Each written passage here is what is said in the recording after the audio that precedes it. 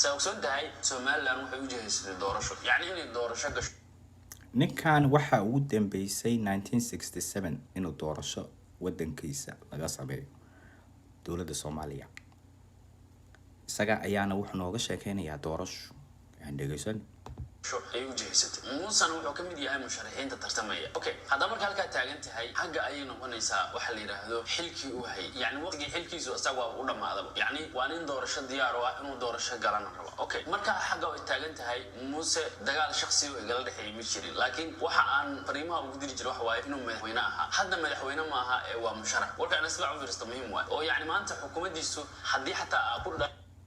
ma aamini kartaa qof ay ugu dambeysay 1967 doorasho laga qabto wadankiisa inuu maanta nooga sheekeynayo doorasho oo aan ognahay inuuna dimuqraadiyad waxba ka garanaynin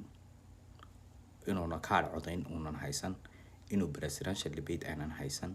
in ay magaranaysaa eerboodadooda Ugandese ilaalinaya xitaa askar caadi aan haysan by the way dhalinyartan ama ninkan hadda hadlaya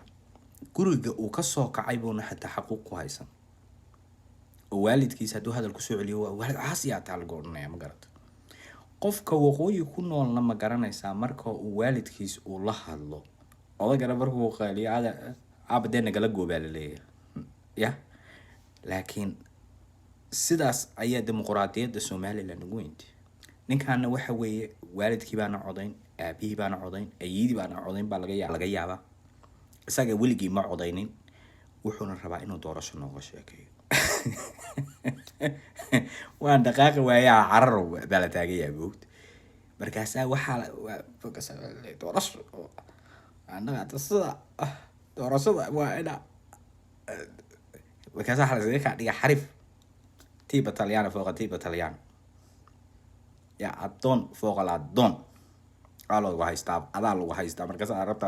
anaga wax noo sheegto yaa la hadlaysaa yaa ku dhageysanay yaa la sheekaysanaysaa